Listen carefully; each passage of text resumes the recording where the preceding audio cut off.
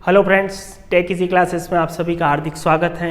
आज हम बात करने वाले हैं स्ट्रेंथ ऑफ मटेरियल के पार्ट नंबर जो लेक्चर नंबर 2 है उसके बारे में। इसमें हम बात करेंगे ओनली ऑन हुक्स लॉ के ऊपर कि हुक्स लॉ क्या होता है, हुक्स लॉ के रिलेटेड क्या क्या क्वेश्चन पूछे जाते हैं उसके बारे में बात करेंगे। विशेष तौर से JEN हो गया, गेट हो गया या राजस्थान स्टेट का कोई भी JEN एग्जाम हो गया, PSUs कंपनी का कोई एग्जाम हो गया, उसमें विशेष तौर से जो क्वेश्चन पूछे जाते हैं उनके बारे में हम बात करेंगे।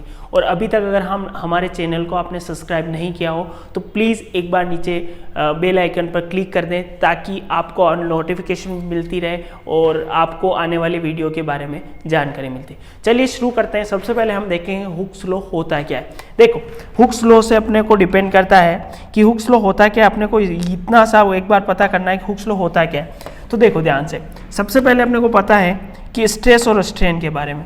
सबसे पहले अपने को स्ट्रेस के बारे में पता करना कि स्ट्रेस क्या होता है। स्ट्रेस क्या होता है कि अगर किसी बॉडी पे में लोड जो होता है और उस बॉडी का एरिया, इस चीज को हम क्या कहते हैं, स्ट्रेस कहते हैं।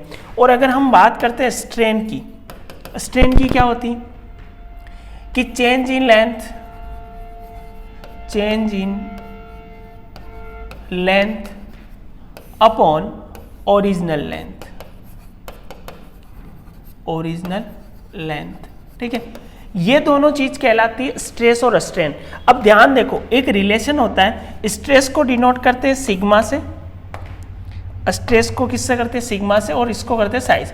अब देखो, stress is directly proportional to strain. क्या बोलता है कि स्ट्रेस है जो डायरेक्टली प्रोपोर्शनल किसके होता है, स्ट्रेन के होता है। और यहाँ पे कांस्टेंट आता है जिसको हम E बोलते हैं और इसको हम बोलते हैं young modulus of elasticity, young modulus of elasticity, ठीक है। अब ध्यान से देखो, young modulus of elasticity, young modulus कौन सा हो गया, E, ये क्या हो गया, स्ट्रेस, और ये क्या हो गई, strain.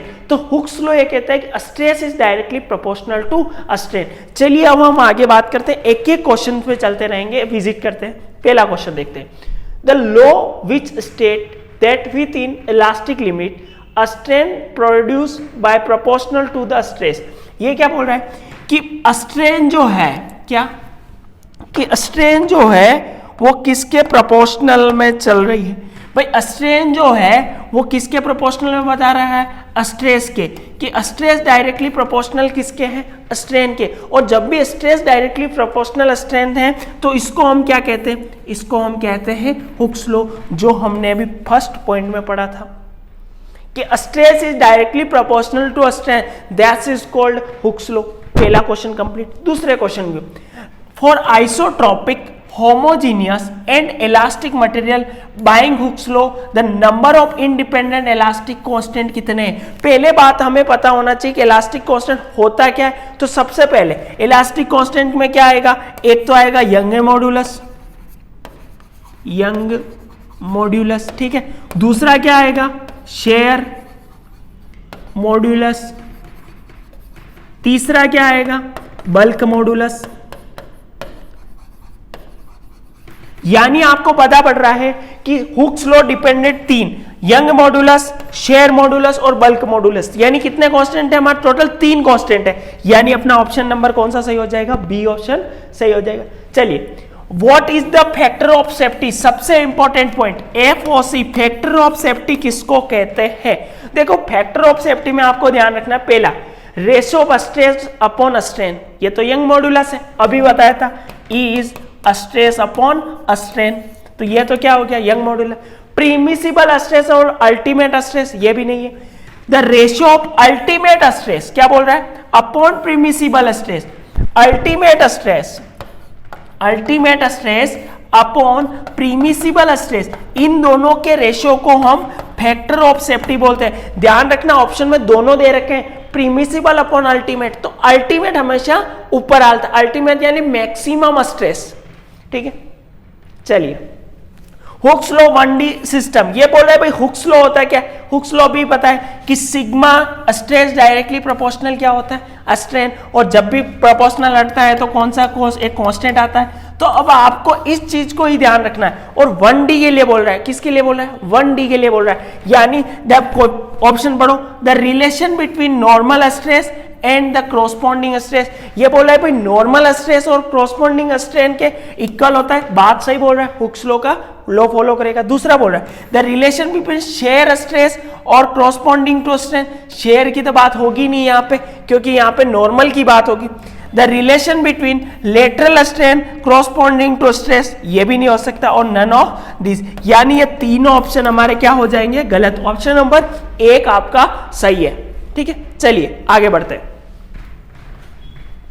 Limit of proportionality depend upon, question important, limit of proportionality किस पे डिपेंड करती है?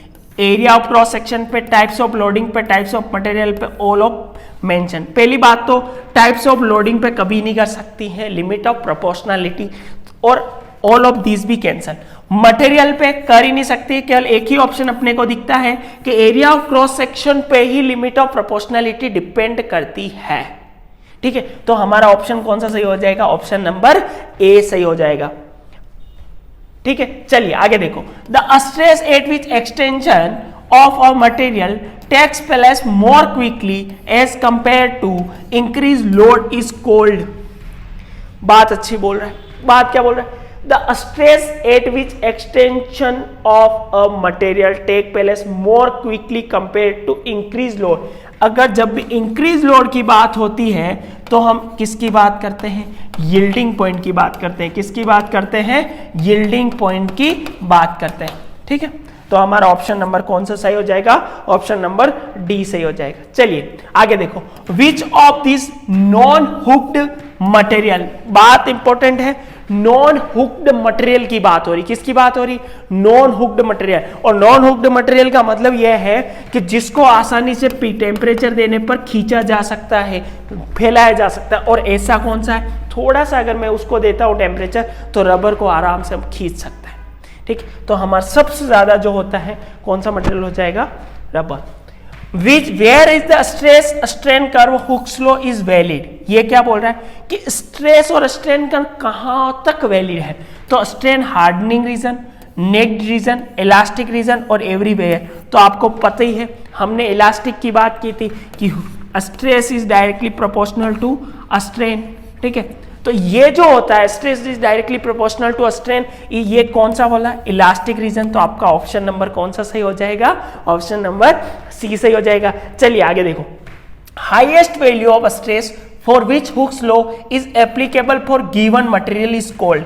ये क्या बोल रहा है कि हाईएस्ट वैल्यू ऑफ स्ट्रेस, क्या बोल रहा है? Highest value of stress for which Hooke law is applicable for given material is called. तो उसको हम क्या बोलते हैं? Proportional limit. क्या बोलते हैं? Proportional limit. क्यों? क्योंकि जो स्ट्रेस है हुक्स लॉ कहां तक फॉलो करता है कि stress is directly proportional to strain, और इसको हम क्या बोलते हैं? Limit of proportionality. क्या बोलते हैं? Limit of proportionality. तो हमारा ऑप्शन नंबर सी सही हो जाएगा। दोस्तों, हमने इसमें केवल और केवल बात की थी हुक्स लॉ के क्वेश्चन के ऊपर। ये हमारा जो सीरीज चल रही है उसका सेकंड पार्ट था। ठीक है, अगर अभी तक हमारे चैनल को सब्सक्राइब नहीं किया तो प्लीज एक बार सब्सक्राइब कर ले और वीडियो को ज्यादा ज्यादा शेयर करो, ताकि हर एक बच्चे तक हमारा वीडियो पहुंचे जिसको भी इस टॉपिक, इस रिलेटेड विषय की जरूरत हो। और विशेष तौर से अगर आप एसएससी की तैयारी कर रहे हो या किसी स्टेट जेईएन की तैयारी कर रहे हो या गेट की तैयारी कर रहे हो तो प्लीज ये चैनल आपके लिए बहुत ही अच्छा है। धन्यवाद दोस्तों।